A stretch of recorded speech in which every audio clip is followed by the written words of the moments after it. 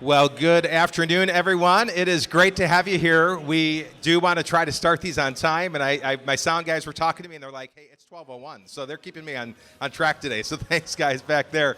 We are thrilled that you're here. This is the Family Resource Initiative Lunch and Learn series. This today actually is our largest pre-registered event yet, and so every week this is growing, and our topic today is a really important topic. How do you process strong negative emotions? We've got a fantastic speaker that I'm going to tell you a little bit about here in just a second. But do want you to know these happen every week here at Wooddale. We are going to continue to do those in the summer, so kind of keep an eye on the familyresource.info website where we update these week in and week out. Last week was our first week with the postcards that you have in front of you with kind of our updated schedule. We did have a change in our initial schedule, so there is a change from what we had originally planned for April. And so just make sure you pay attention to that card there or our website for the latest speaker information. But we're loving what's happening here, and it is just our joy to have you here. Lunch and Learns are open to the community, and so this is not just a Wooddale Church thing. Wooddale hosts us, and we're grateful for that. But if you want to invite people, you never have to wonder if it's okay. Anyone is welcome here. We've got great topics we're covering every week. We've got a lot of people who are going to be coming in later today, too, so just make sure you're making places around your tables today. We anticipate almost every chair in here is going to be full before we're done today at 1 o'clock. So folks will be coming in. If this is your first Lunch and Learn, hey, welcome. Great to have you here again. My name is Brian. I direct our Family Resource Initiative here at Wooddale. Our offices are right across from this room. So and what we're here for is to be a blessing to the community in so many ways. And we're working specifically around the areas of relationships and mental health and financial planning and issues that can come up with that.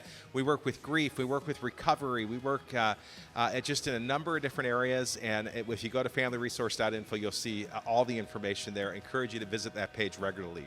An event that we have coming up that's open to the community next month is a premarital seminar. So if you have people in your life that are going to be getting married in the next year or who are thinking about getting married, we're going to have a Saturday seminar here that we'd love to invite the community to or anybody else to, and you'll find information about that on our page as well. Jonathon Odom is our speaker today, and you are going to love John. John is one of the most passionate men that I know. John and I have a lot in common. We both didn't play football. He did. I didn't. I wanted to play football. John could break me. All he has to do is, he could bench press me, and that's a good thing. John played football at Liberty University in Virginia, and stayed there. Actually grew up here in the Twin Cities, but stayed there and got a few degrees, including a Ph.D. in molecular biology. Is that right? Yeah, anatomy and cell biology. Anatomy and cell biology. All right, so that just means he's way smarter than I am too, and than most of us in the room. But John has come back to the Twin Cities. He's been here a few months now. He is going to be leading a new campus for Wooddale Church on the University of Minnesota campus. And that campus is going to take place. Yeah, you can cheer about that. It's going to be on the East Bank and the West Bank of the University of Minnesota. There's some incredible opportunities that we've been able to kind of negotiate there, and we're going to have a church service happening in a ministry on the east side called Ansem House, and John will actually be teaching live there every week, and that's going to be launching this week. You're going to hear what an incredible speaker he is today. Again, today's topic, how to process strong negative emotions. John's married, and he's got the cutest little kid you'll ever see, Zeke. So, John, welcome. We're going to let you take over. Thanks. I appreciate it. He's going to speak for about 45 minutes. Again, first time here, 45 minutes. If you have questions, then we're going to have about 15 minutes of Q&A at the end, and we have 2 giveaways that we're going to do today right after he speaks, too. Thanks. Appreciate it, Brian. So if you're wondering why Brian's having me speak about strong negative emotion, you probably recognize this in his intro. He said that I'm passionate. Okay, that's just another way for him to say I'm emotional. I'm highly emotional. Okay, some of you, all of us experience emotion to a different extent. Some of us, if you're like me, you wear it on your sleeve. If I walk into a room, you'll know exactly what I'm feeling, and you won't even have to guess or wonder. Or like my wife, when I come home, she doesn't have to ask me, how's your day? Because she knows when I come home if I'm stressed or if I'm anxious or if I'm tired or if I'm excited, because when I walk into a room, it's just very, very evident. Others of you, maybe you try to hide your emotion, maybe you're more reserved in how you express that emotion, but regardless of where you fall on that spectrum, all of you are here because you, like me, are human and you experience emotion. That's the reality that all of us face as humans. All of us experience emotion. Why? Because of a circumstance in our life. So it's our circumstances in our life and the people in our life that give us these experiences. And when we have an experience, it impacts us at a heart level. And because it impacts us at a heart level, the result is oftentimes emotion. And the difficulty of that is, how do we then respond to our emotion? What do we do with that emotion? How do we process it in a way that's healthy? Because if you're anything like me and you feel strong emotion all the time, and you don't have a mechanism or a method by which you are going to process that emotion, then what happens oftentimes is we respond from that emotion in a way that's destructive and not productive. And so we damage either the environment around us or the people around us because we're not processing our emotion in a way that's healthy and healing, but we're processing it in a way, or we're not processing it, so we're just responding from it. So you can ask my parents how many holes I put in the bedroom walls growing up, because I struggled with anger for over 2 decades of my life, and I didn't have a mechanism by which to process that emotion, and so I would express it in a physically aggressive way. And so I'm super excited to just be able to talk with you all today about how to process strong negative emotion.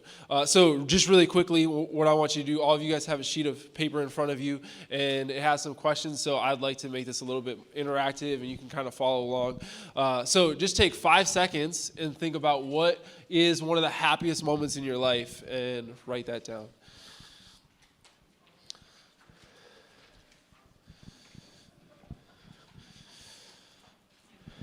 And does anybody want to share what one of the happiest moments in your life was?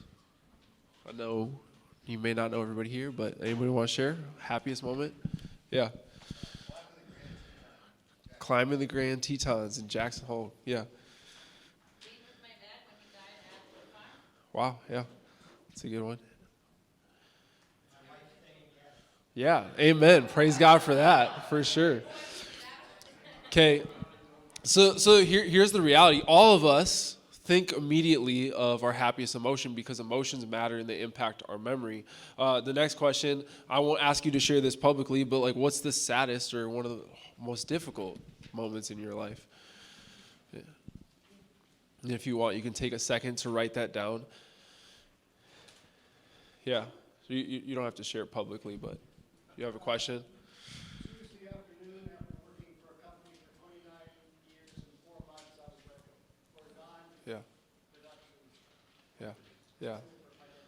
Yeah, that's hard. Yeah, thanks for sharing that. So here's the reality, is that emotions are the result of experiences that we have, and they impact us in a deep way, and it doesn't take long for us to think about significant moments of our life because of the emotional impact that they have on our heart. And Brian did say that I have my degree in anatomy and cell biology, so I'm going to put my professorial hat on for 2 seconds. I promise I will not give you an entire neuroanatomy presentation here today. But I do want to say this because I think it's important to bring light to that the emotions we feel are real, they're valid, and there's a physiological reason that we experience them, and there's physiological and anatomical explanations for how we process, why we process the way we do, and so on. And so it's not just, I think a lot of times we chalk it up to, oh, well, you're being emotional, or, oh, you're being dramatic, or, oh, you're not being rational. And we chalk it up to this like abstract thing that isn't real or isn't valid. And so a lot of times we write our emotions off. But there is real validity to what we feel and why we feel. And the limbic system specifically is a system. Systems in the body is a group of organs that work together to achieve a common goal. And so here you have a few different organs: the hypothalamus, the thalamus, amygdala, the hippocampus, olfactory bulb. All these are different structures within the brain. They're organs. They work together to achieve a common goal. What's that common goal of the limbic system? 2 primary goals. Number 1 is to process emotion, and number 2 is to process memory. And so the reason you can immediately think of this moment that was super, super happy or super joyful, or this moment that was super, super sad and super depressing, is because the limbic system integrates both your memory and your emotion within the same structures. It utilizes the same structures to do those processes. And so For me, I can vividly remember my wedding day. It was one of the best days of my life. I can tell you all about how beautiful my bride looked and how excited I was to stand and to publicly say that I'm committing to serving her for the rest of my life. Or I can vividly paint the picture of the first time I saw Isaiah and I got to hold him and I got to just have him in my arms for the first time. I can vividly paint that entire moment, and I can go back as if I'm living in it right here and now. And in a similar way, I can also go back to the deepest and darkest times of my life where I wanted to commit suicide. I struggled with depression and suicide for over 7 years of my life. And I can take you back to that moment, and I can picture it where I'm laying on the carpet and I'm crying and I'm watching my tears hit the carpet. I'm not just thinking about committing suicide. I don't just want to. I'm planning out how I'm going to commit suicide in that moment. I'm watching my tears soak this carpet. And so it's vivid and it's real and it's something that I experience, and there's a physiological and anatomical explanation for the reason that we have strong emotion and how that impacts our memory. And it can only happen once, and yet it's something you'll never forget, right? Versus if I were to show you this slide and say, hey, come back next week and tell me all the structures of the limbic system, you probably wouldn't do that. Why? Because it's not emotional. It's informational, and there's a huge difference between what is emotional and what's informational and how our body and how our mind processes that. So there's this quote that I hear people say all the time. I've heard my mentors say it every now and then, people that I love and respect. And in the heart and the sentiment behind this quote is genuine. I truly believe the heart behind it's genuine. But this quote really irritates me, if I'm honest. So a lot of times I'll hear people say, emotions are real, but they're not reliable. And as somebody who's really emotional, and my wife would tell you I tend to be dramatic sometimes, I just don't like this quote. But so the way I would rephrase this quote is this. Emotions are reliable indicators of an internal experience, but they're not reliable for navigating life. So I would never allow my emotions, and that's not 100% true. I consciously would never put my emotions in the driver's seat. But the reality is a lot of us oftentimes put our emotions in the driver's seat, and we make decisions based on our emotion. And oftentimes, if you're anything like me, you have plenty of examples where you look back and you say, yeah, that was dumb. I probably shouldn't have done that. I probably shouldn't have let my emotions get the best of me. But the reason they did is because you didn't have a way to process your emotions, what you're feeling in a way that was healthy. And so then what you did is you respond and you let your emotions drive. And if I were to let suicide or depression drive my life, I wouldn't be standing before you.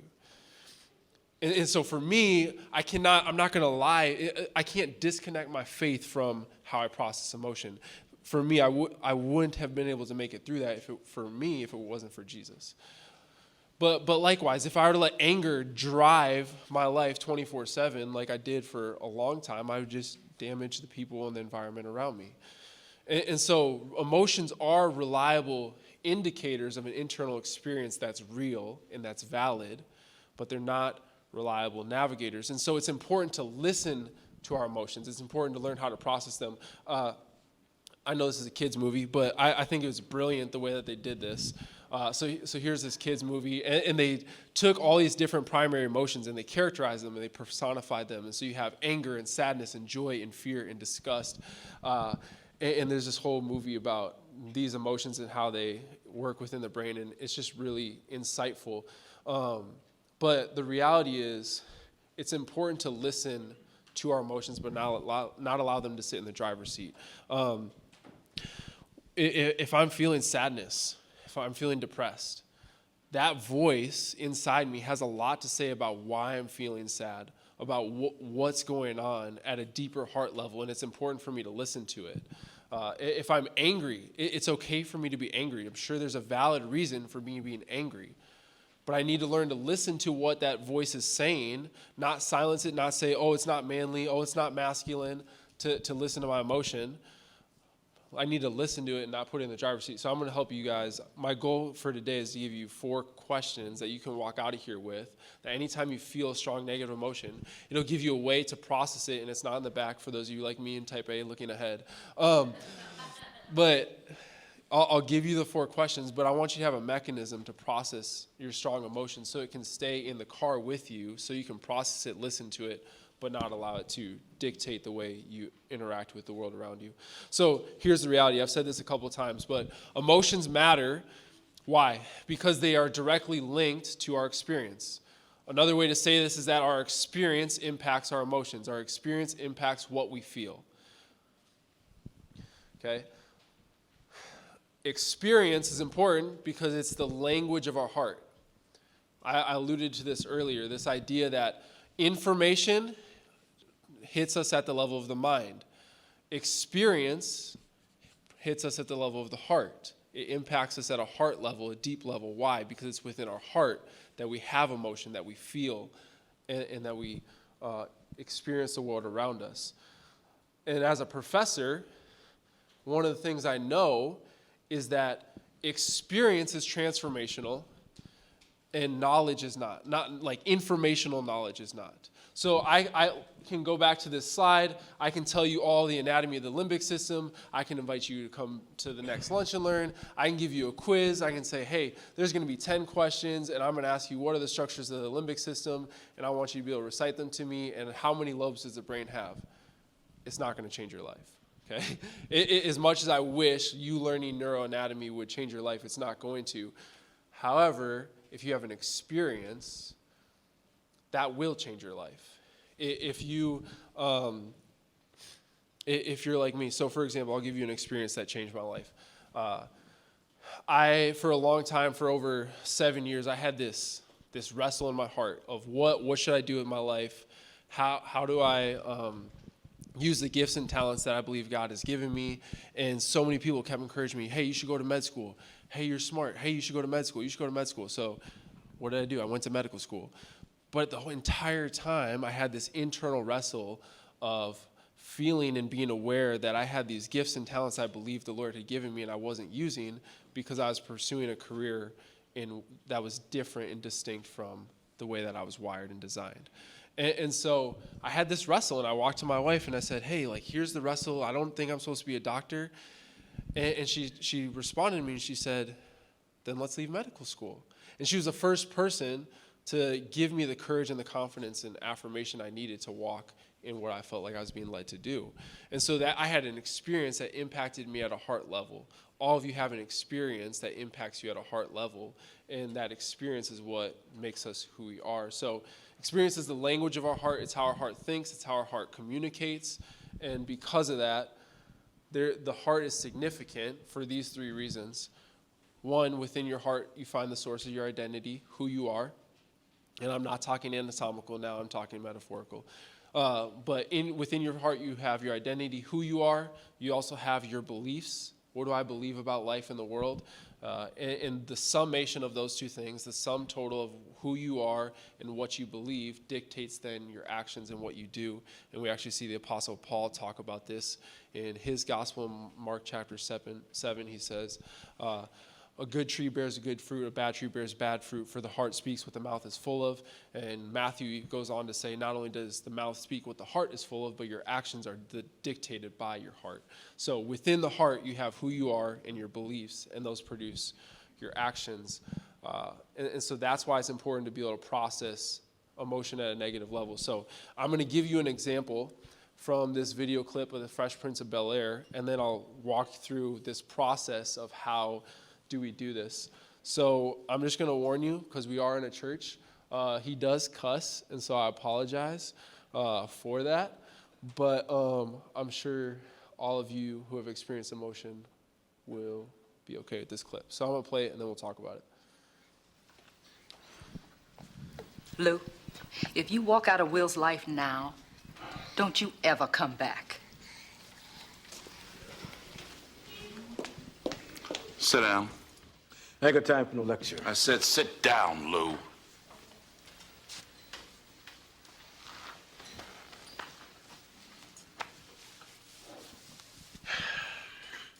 You know, Will was doing just fine until you showed up. But now that you're back, you have responsibilities to him. Look, we're still gonna take the trip. Oh, bull! Bull! Will is not a coat that you hang in the closet, then pick it up when you're ready to wear it. His life goes on. He's not supposed to be here for you. You're supposed to be here for him. You get off my back! You think I want this? It just happened. Now, when Will was a baby, I was scared. Cut the crap, all right? Cut it. Because I've been there. But I didn't run out on my family. I was there every day for them because that's what a man does. Fine, Philip. You win. You the man. You a better man than me. You happy? Now, you gonna tell Will or not?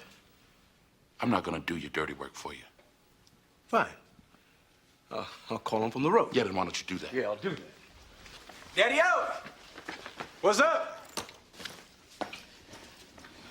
Will, man, I'm glad you're here. Some business came up I gotta handle.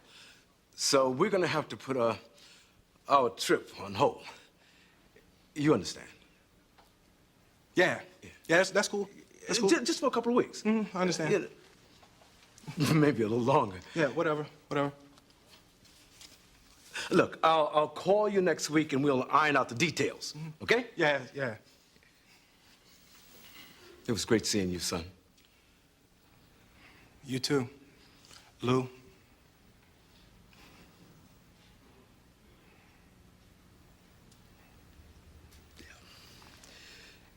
Yeah,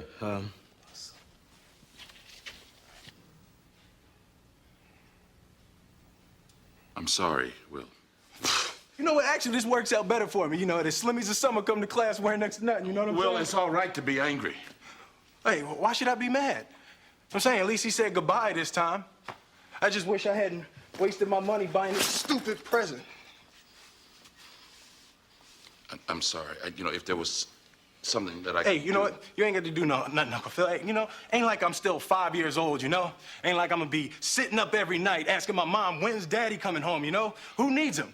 Hey, he wasn't there to teach me how to shoot my first basket, but I learned, didn't I? Hey, I got pretty damn good at it too, didn't I, Yeah, Uncle Phil? you did. Got through my first date without him, right? I learned how to drive, I learned how to shave, I learned how to fight without him. I had 14 great birthdays without him. He never even sent me a damn card. To hell with him!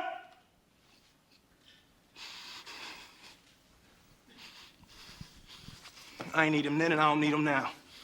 Will. Now, you know what, Uncle Phil? I'm gonna get through college without him. I'm gonna get a great job without him. I'm gonna marry me a beautiful honey, and I'm having me a whole bunch of kids. I'm gonna be a better father than he ever was. And I sure as hell don't need him for that, because ain't a damn thing he could ever teach me about how to love my kids.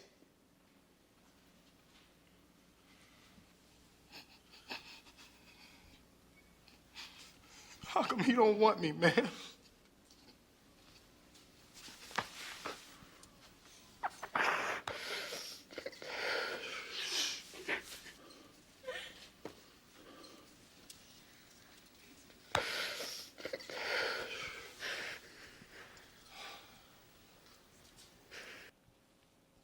So, man, the dad heart in me gets choked up because you can see how emotional I am.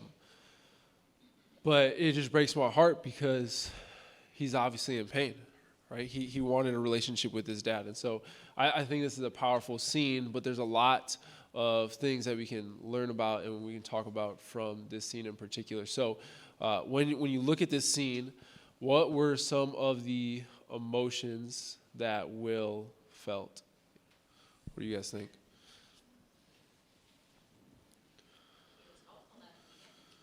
Yeah, he was hopeful at the beginning.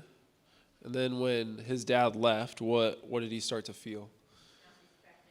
Not respected, rejected, abandoned, unloved. Yeah, for sure. Yeah, so all of those are things that Will felt in that moment. Unloved, neglected, abandoned, maybe betrayed. So when we're trying to process strong negative emotion, it's important for us to have a language to describe what that is. And I'm actually really encouraged by how many men are in this room because I think a lot of times what men want to avoid is this topic of emotion. And if you're anything like me, and like Brian said, I played football, and my primary emotion was anger all the time. And growing up in that context and doing a lot of discipleship with men, one of the things that I realized is the only emotion that men feel like they're allowed to show culturally is anger. And so if you ask a guy how they're feeling, oh, well, I'm just angry. Okay, well, like, honey, why are you angry? I don't know, I'm just angry. I just want to punch something, right? Like, they don't know how to process or put language or put words to what they're feeling. And so they just cover it up and they just say, I'm just feeling angry. But really what they're feeling is hurt, abandoned, unloved, not listened to. And even in marriage seminars, you'll hear people talk about how men's number one desire is respect and women's number one desire is love. And I think there's a lot of validity to that. But if you look at it at an even deeper level, the reason I didn't feel respected by you in this moment is because I wasn't heard. I wasn't listened to. The reason I didn't feel respected by you in this moment is because I actually felt disconnected. I felt neglected. I felt unimportant. I felt unworthy. And so there's a deeper level to what we're feeling, but then we just chalk it up to, I'm angry, or we just chalk it up to, well, they don't respect me, or whatever it is. And yet we don't have the language. And so I think the language, number one, is important. But then number two, it's not only important to identify and have language to describe what that emotion is, and I'll give you some language if you're not familiar with it, but then also to identify that the experiences we have impact us at a heart level, and they create in our heart beliefs that we have. So, is this something playing on YouTube? I don't know what that is. But, yeah, so what were some of the beliefs that you feel like Will had in his heart based on the experience he had of his dad leaving? And he said and alluded to some of the beliefs that he had in his heart. You guys? Yeah, he didn't want me. Yeah. So to give you, I know it's been a little bit since I played the clip, but some of the phrases, some of the things he said that were revelatory of what he believed in his heart, not what he believed in his mind, because his dad tried to tell him information like, hey, you can call me next week. Hey, we'll go on the trip again. Hey, we're going to do this. He was giving him information that his dad was hoping would hit him at an intellectual level, and then he would believe. But if you've ever met a Christian who says that they believe in Jesus, and yet their lifestyle doesn't look like it, it's because they have informational knowledge of who God is or about what the Bible says, and they don't have an experiential knowledge of who he is, and that's transformed the way that they live. And so there's a disconnect between what they believe in their head and what they believe in their heart. And so this is what's happening. What you see here in this scene is his dad's giving him information that's hitting him in the head, but his experience that he has in his heart that is, my dad left. My dad abandoned me. My dad's not there for me. My dad is continuing to leave me again. And the one time that I thought I could trust in my dad, he pulled the rug out at the last second. And so the belief that I have now is I don't need my dad. I have nothing to learn from my dad. I don't need him to learn love. I can do this by myself. I can be a man. I don't need anybody else. And so those are the beliefs that he starts to form. And then the way he starts to live is based on his experience, not based on his intellectual knowledge. The way he lives is based on the beliefs he's formed in his heart. Why? Because of an experience. So what I want to show you how to do is to take the experiences you have, process what they make you feel, learn how to put language to that, and then once you are able to do that, you are able to say, like, here's the belief that I formed from that, or here's why I'm responding the way that I am. And it goes a lot deeper than, man, I'm just angry or whatever it is. So I'm struggling to get my PowerPoint back up here. So let me just try to do something one more time because I think the YouTube messed it up.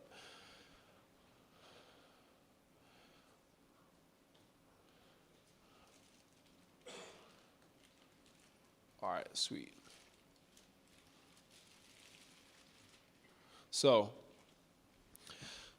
quick summary of everything I've talked about so far. Number one, it's okay to have emotion. It's okay to talk about it. Number two, emotion impacts our experience, or vice versa.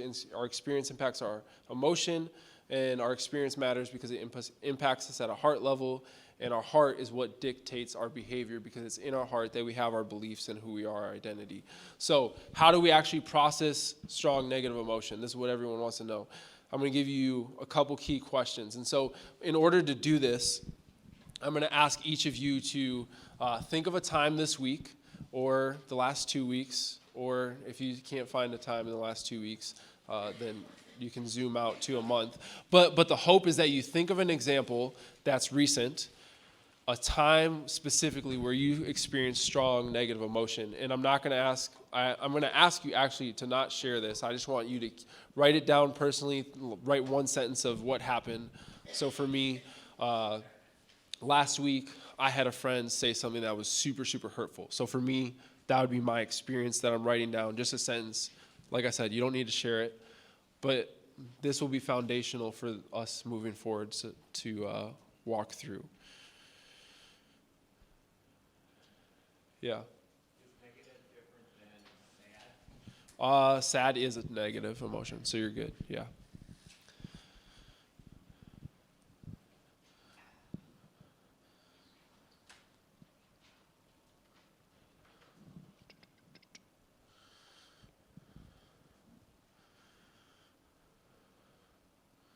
Okay, does everybody have a moment? Does anybody not have an experience recently? I want to make sure before I move on that everyone at least has something written down. Good? All right. So now that you have a time where you experience strong negative emotion, I want to ask the question, what emotion did you feel? And like I said, if you're anything like me, it took me a long time to find language to articulate how I felt, what I was feeling. So here's a graph that I have found helpful in our learning to articulate what I'm feeling.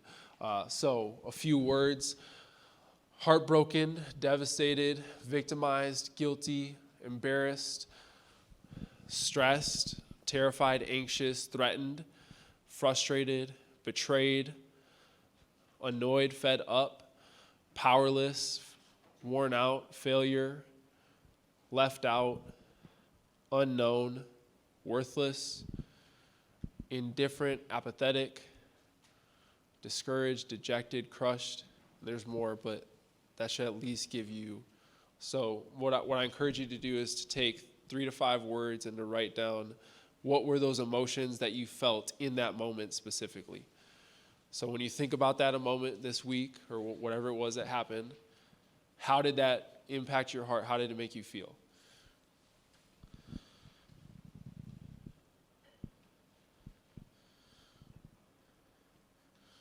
And this chart is from Metaformation, so I don't get sued one day.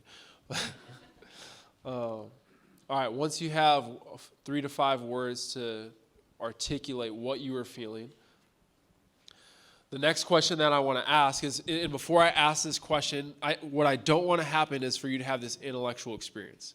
What I want you to do is to have this emotional, deeper experience, because it's 2 different questions. If we were to go to a movie and I were to say, hey, what'd you think about that movie? Versus, how did that movie make you feel? How did that movie impact you? Those are 2 completely different questions. And so what I don't want you to do is sit here and intellectually think about this question, okay?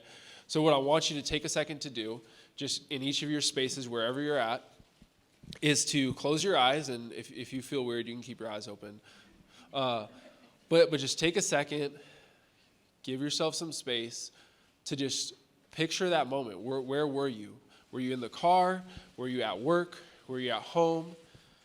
Picture where you were, what was happening, and then what happened? Did somebody say something to you? Picture what happened.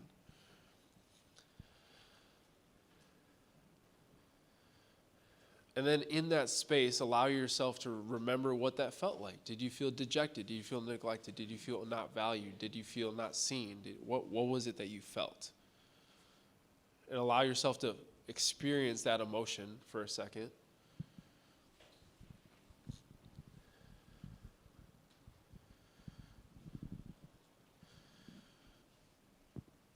And then in that space, as you're feeling that whatever emotion it is, answer this question.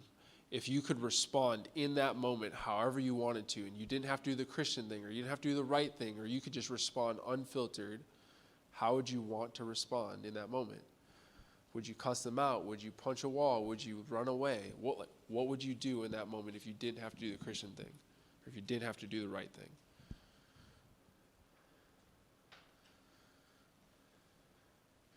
And then write that down in that next part there.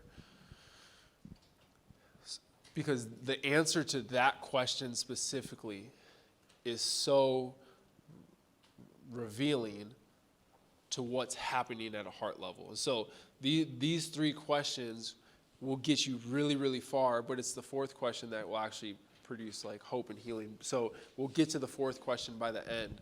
But here's the reality. Once you know what your response is, the follow-up question to that is, what would that response have given me? Like, what did I want in that moment that I didn't have at a heart level? And so, again, I think it's important to put language to this. So when we talk about what would it give you, I'm talking about what desire would it fill for you? Because as humans, all of us have, at minimum, these 16 desires. A desire to be known, a desire for love, a desire for belonging, a desire for security, a desire for peace, a desire for approval and recognition, a desire for justice. So what would that response given you in that moment that you didn't have? If you would have punched him in the face, would it have fulfilled your need for justice? If you would have yelled and raised your voice and gotten loud and started yelling at them, would it fill your desire for recognition? What is it? If you were to make more money and you were to have a job instead of losing your job, what would it give you? Would it give you security?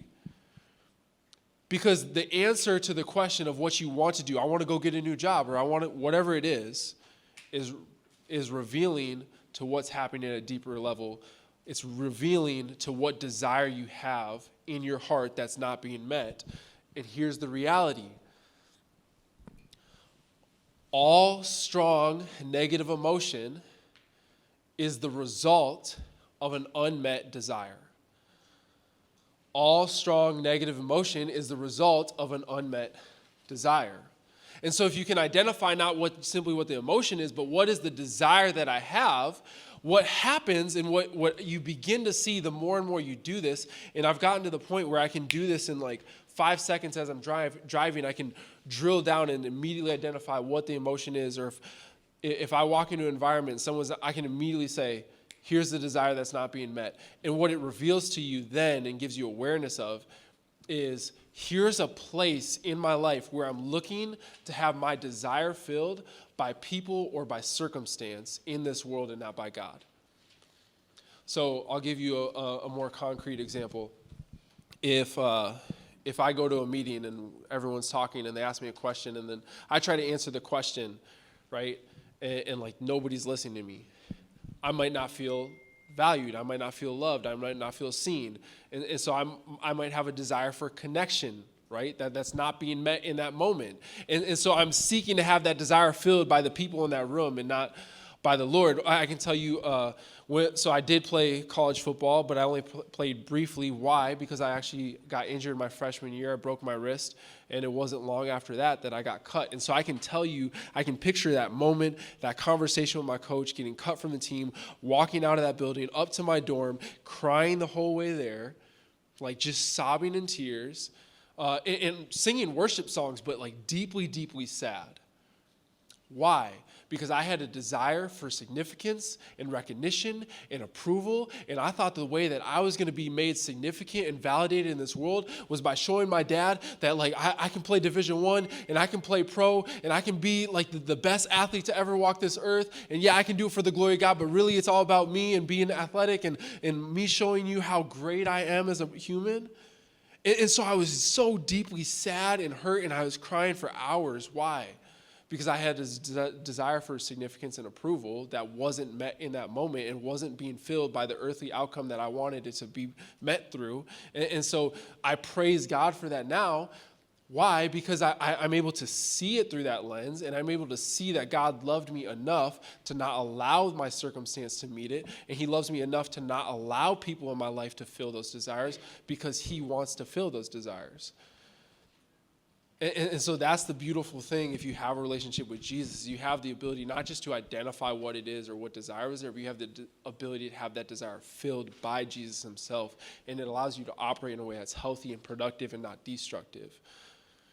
So all of our responses, if we could respond however we want, reveal to us what desire isn't being met in that moment and what that action would be a way of trying to achieve. And then I could ask you a different question. I could ask you, how did you respond? And hopefully these answers are different. And sometimes they're not, right? But if I ask you, how did you respond, what that reveals is the thing that you actually believe in your heart. Because we all act based on what we believe. And so you can say that you believe X, Y, and Z, but how you act is really indicative of what you truly believe.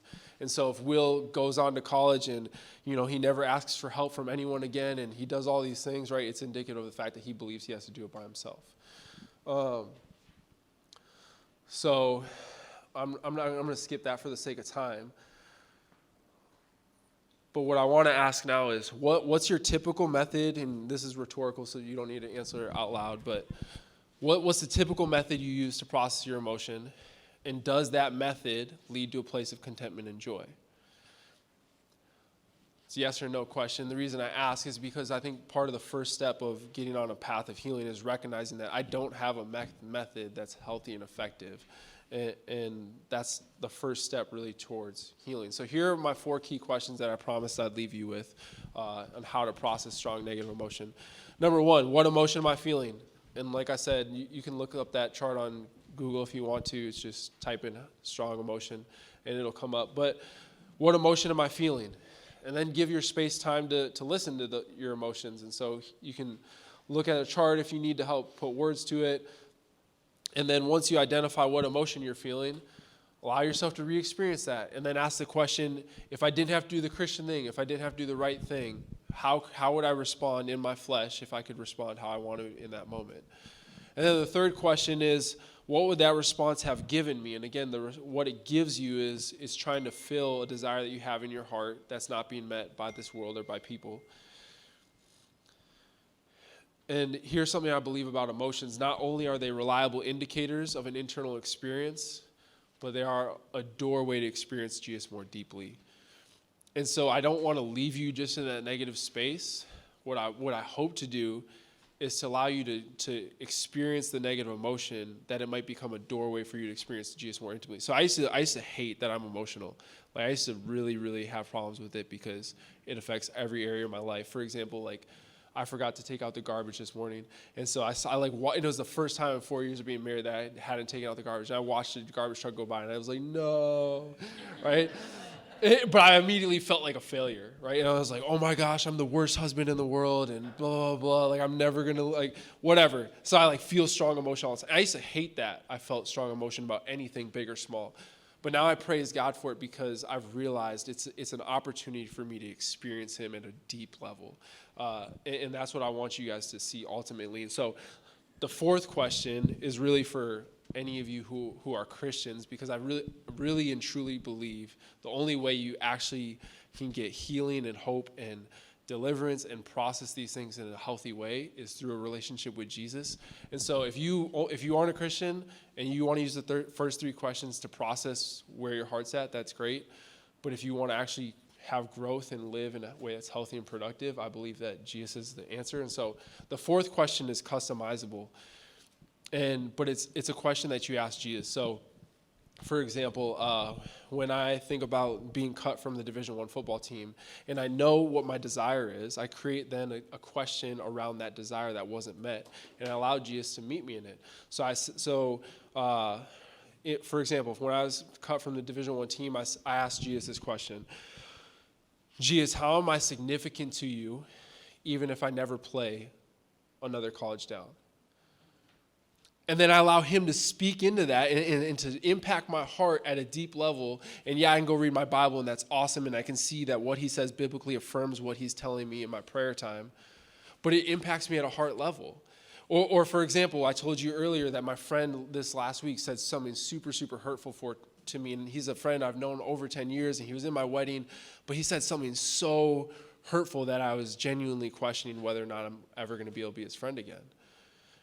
And so for me, I asked Jesus, I wrote it down. I said, because my desire in that moment was for connection. So I said, Jesus, when you felt betrayed by one of your closest disciples, one of your disciples, what did you believe that allowed you to love him even in the midst of your betrayal?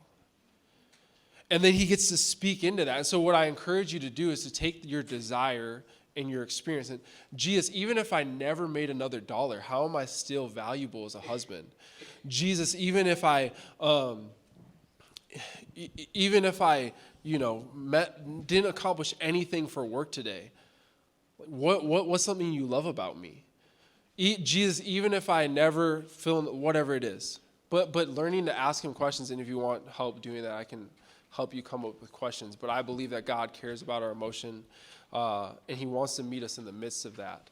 So I'm going to skip some of the verses I have on that, but I hope that it blesses you. I hope that it encourages you. I hope that those 4 questions in particular give you a way to process your emotion in a way that's healthy. And if you want to talk about it, then I'm an open book and definitely willing to do that. Awesome. I love this man. Thank you, John. I'm going to give you a chance to just breathe. So have a seat over there really quick, and we're going to open it up for Q&A here in just a few minutes. And so a lot of great content there. I assure John, you are not the worst husband in the world, because I forgot to take the recycling out last week, and Costco is a killer to recycling buckets. But I hope this has been a blessing to you. I was sitting back there just watching people take notes, and there's just some great tools that are there. You know, John talked about the fact that, hey, if you're not a Christian, there's still great content that you can have here. And, you know, we at the Family Resource Initiative, we are a Christian organization.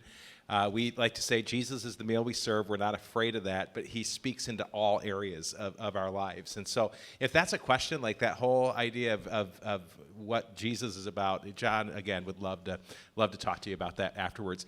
I also wanted to introduce you. We've never done this in this room, but just to who our family resource offices are, because when you talk about strong negative emotions, we've all got them.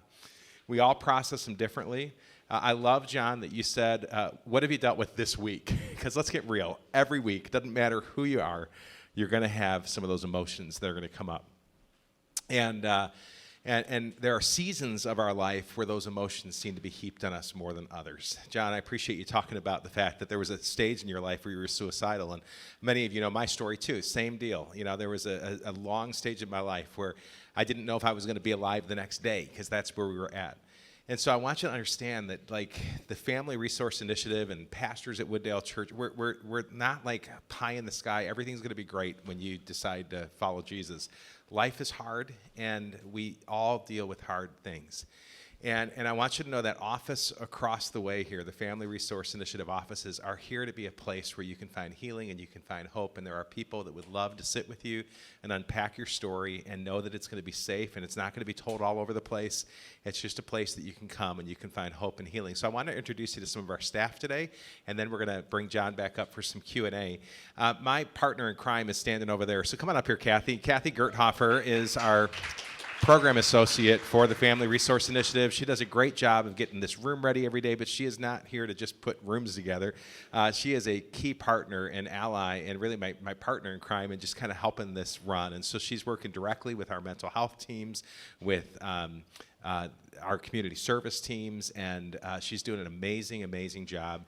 And I wanted you to get to know Kathy. If you ever need to get on my calendar and you can't get in touch with me, Kathy is also somebody that can make that happen. Gigi is sitting over here today. Gigi, you can stand on up. Gigi is our administrative assistant for pastoral care at Wooddale. She works alongside of us, and we've got a robust pastoral care ministry that does things like recovery and grief and coming alongside of people in all different stages of spaces in their life, whether they're facing financial crises or family crises, and they do an amazing job. Well, Pastor Dan is over here, Dan Carlson, and he heads up our pastoral care department. So Dan and I, and then Julie, who is in the office right now handling something, is our recovery pastor. And so we've got 3 pastors in that office, and all 3 of us make time every week to just spend time with you guys. We love you. We care about you. We want to be able to walk through these things with you. You cannot live on this earth without facing difficult seasons of life.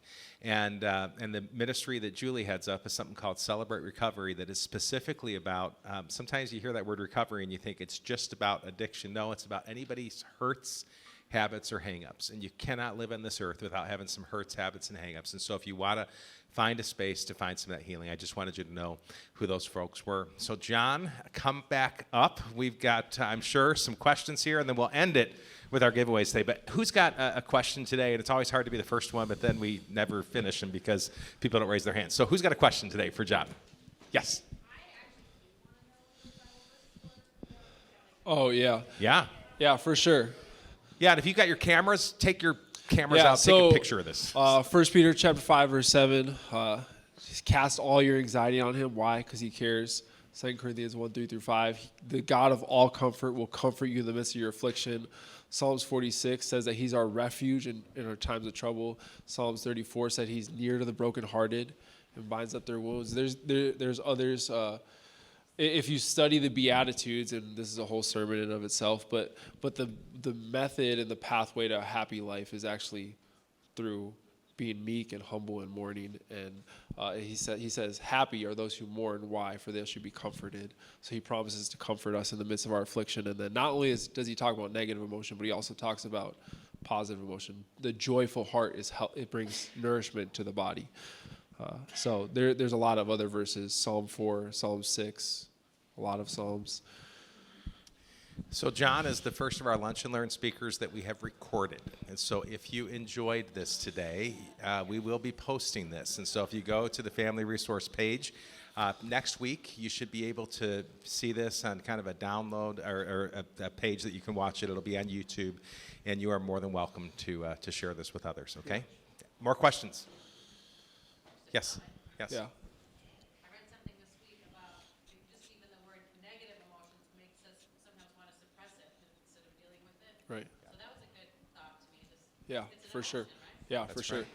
Yeah, I had a whole slide on that too, and I cut it out. Fantastic. Somebody else?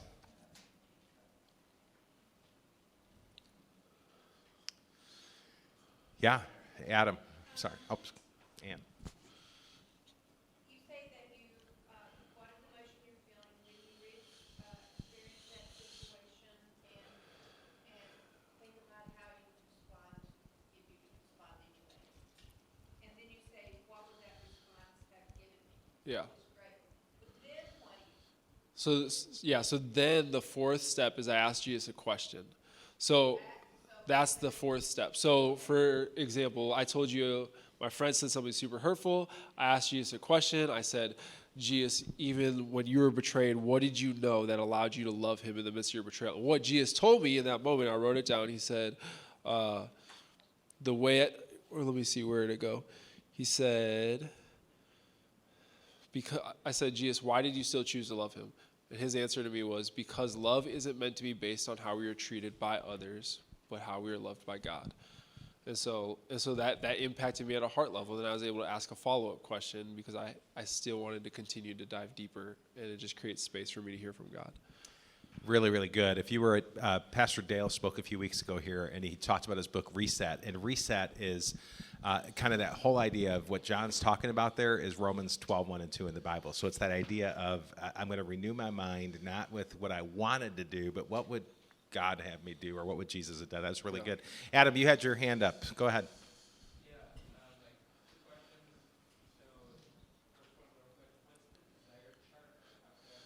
Yeah, so these 4 questions in the desire chart, all of this is actually from a company called Metaformation. It's a Christian life coaching organization. So if you type out desire wheel in Google, it'll show up.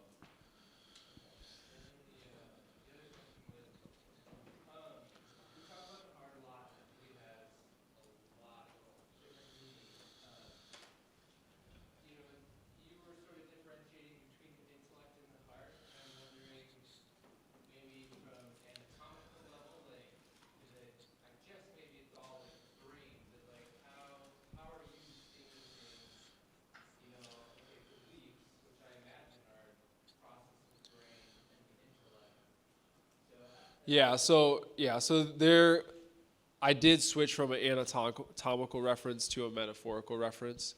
So anatomically, all of this is happening in your brain, but spiritually or metaphorically, I'm distinguishing between the brain, which is typically associated with intellect and knowledge and information and facts, and the heart, which is experience and beliefs and identity. Does that help answer the question? Kind of?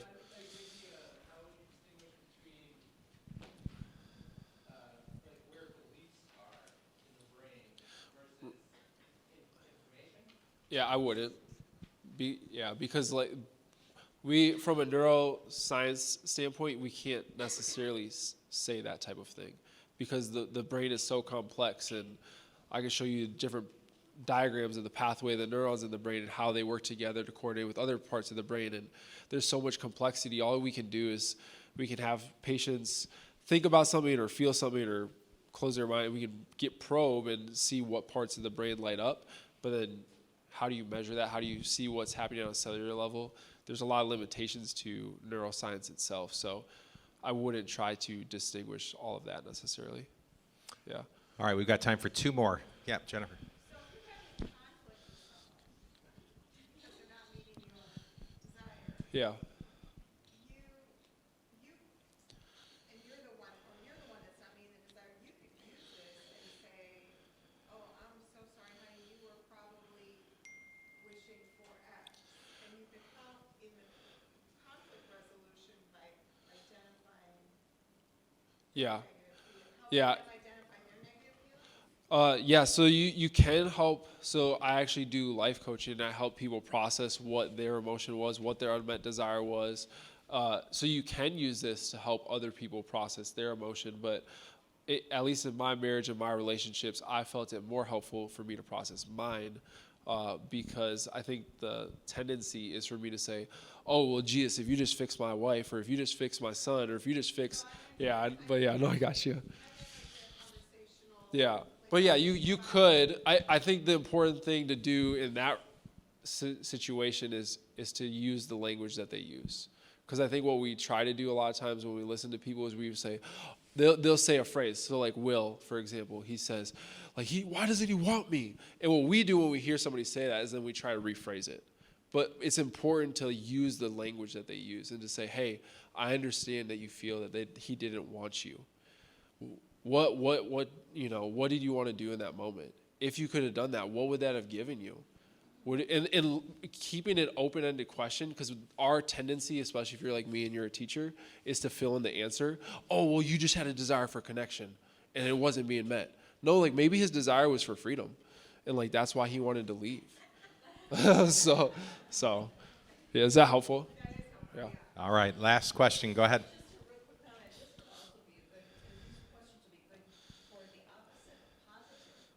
Yeah. Yeah. Yeah, for sure. Yeah. Yeah. Yeah. Amen. Yeah. You can definitely do it in both directions. John, are you willing to stick around if people have questions? Yeah, for I want sure. to talk to you for a little bit. Okay, so Yeah. John will be here. If you've got additional questions, I want to encourage you to stick around. I do want to introduce Julie is here now. So Julie Fultonson back here is our Celebrate Recovery pastor. And if you've got questions about Celebrate Recovery, what that's all about, and again, understanding that deals with hurts, habits, hang-ups, please talk to Julie. Okay, 2 giveaways. John, I've got 2 tumblers over there from 7 Corners, and John's going to have a little ministry with 7 Corners. So if you've not checked out our coffee shop upstairs, I want you to do that. So this is the first thing I'm looking for. If you have a birthday in the month of March, would you just stand up really quick? I want my March birthdays here. Are we at 1 birthday? Maddie, not only, 2, 3, okay. Now we're going to find out whose March birthday is closest to today. So what's your date? March 8th? March 12th? 10. Maddie, come on up here. She not only works at 7 Corners. No, Maddie, come on.